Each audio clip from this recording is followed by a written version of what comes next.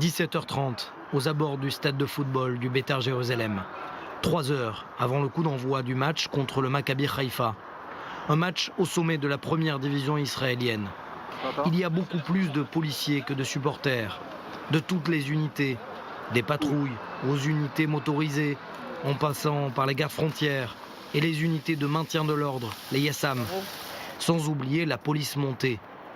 Une rencontre placée à très haut risque, niveau d'alerte maximale, car elle intervient quelques jours après des attaques terroristes, dont 2 à Jérusalem. Tout se met progressivement en place, à l'extérieur comme à l'intérieur, ici, sur ces images, l'un des derniers briefings des stadiers et des policiers. Alors le chef des lieux, le commandant Ronen, a tout prévu. Il a surtout pensé au scénario du pire. Comme vous le voyez, afin d'empêcher qu'une voiture fonce dans la foule et fasse un attentat, nous avons fermé les 2 sens de cette route. Depuis quelle heure ? 18 heures. Donc, vous le voyez, les préparatifs de la police qui a arrêté la circulation, nous ne permettons à aucune voiture de se rapprocher des abords du stade. Au fur et à mesure que les minutes défilent, de plus en plus de supporters arrivent. Ce qui nous surprend, c'est qu'aucun d'entre eux ne semble perturbé par la situation sécuritaire, en particulier ici, dans la capitale. Mes amis et moi, et je suis certain que c'est le cas de la plupart des Israéliens, se sentent en sécurité, que ce soit à Jérusalem ou dans d'autres endroits en Israël. Nous ne laisserons pas les actes de terreur nous dicter la marche à suivre. Il y a des attaques terroristes de partout. Il faut être attentif, ne pas aller dans des endroits dangereux et il faut faire confiance aux forces de police et à l'armée. Une expérience et un savoir-faire de la police à Jérusalem, acquise malgré elle, à cause des vagues d'attentats. Ronen ne prend aucun risque et prend le temps qu'il faut pour rappeler les élémentaires à ses hommes et femmes déployés sur le terrain. Tout va bien, Tal ? Écoute, eu égard à tout ce qu'il s'est passé la semaine dernière, on vous a briefé. Soyez plus attentifs, soyez prêtes et une discipline opérationnelle. Je sais qu'il fait froid, mais il faut absolument être attentif. C'est un moment décisif. Regardez dans tous les sens. La raison aussi pour laquelle il y a autant de policiers, c'est parce que le stade Teddy Kollek de Jérusalem est situé dans une zone dite sensible. Derrière nous, ce sont les quartiers de Beth Safafa et Sharfat, 2 quartiers arabes de Jérusalem. Et donc sur le plan sécuritaire, nous avons derrière nous les unités d'élite Yassam, des patrouilles, tout un dispositif des gardes frontières dont le but est d'empêcher une attaque au cœur de la foule. Nous n'avons pas de menace spécifique qui pèse sur ce match. Mais si on suit de près les dernières attaques, on s'est préparé à tous les scénarios et nous avons des forces visibles et invisibles déployées ici.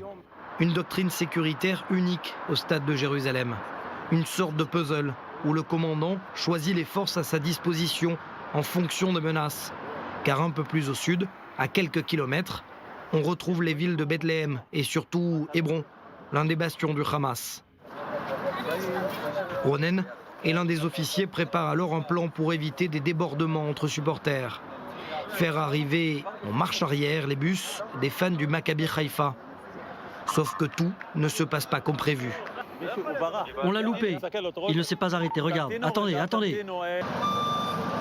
Quelques secondes plus tard, dans les faits, voilà comment ça se passe. Un véritable balai.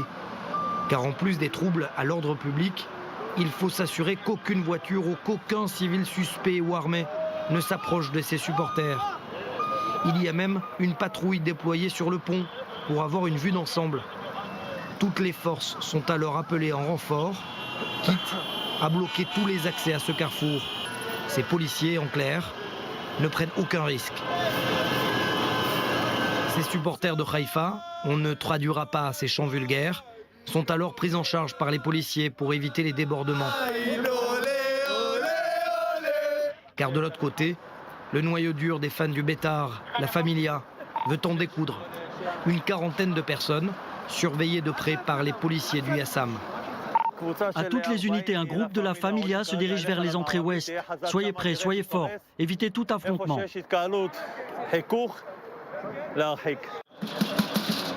18h45, à 1 heure du coup d'envoi. L'heure à laquelle le commandant Ronen pénètre à l'intérieur de l'enceinte.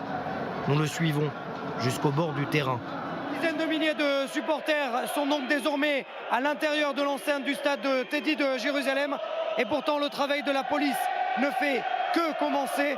Il ne sera terminé lorsque ces dizaines de milliers de personnes seront entrées sains et saufs chez eux ce soir. Je ne peux commencer à respirer que lorsque je suis en chemin vers chez moi. Vers quelle heure? Vers 23 h, après la fin du match. En attendant, dans le poste de contrôle visuel du stade, tout est scruté au peigne fin. Les faits et gestes des supporters, des deux clubs d'ailleurs, mais également les points d'accès extérieurs.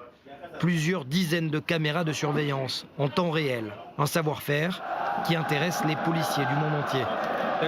Il y a une vraie coopération entre toutes les unités de la police, des gardes frontières, des unités de contre-terrorisme qui travaillent sans cesse pour comprendre et tirer les leçons des attaques terroristes, comme celle perpétrée la semaine dernière à Jérusalem. C'est un exemple de ce que nous savons faire en termes de sécurisation d'un stade de football. 20h15, le match commence.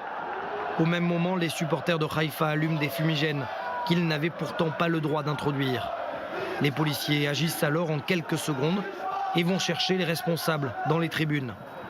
Aucun autre incident n'aura lieu pendant les 90 minutes de jeu. Car force est de constater que les forces de sécurité sont aussi déployées en nombre à l'intérieur du stade, y compris armées de fusils d'assaut. Quant au score, presque anecdotique. Victoire 2-0 du Beitar Jérusalem.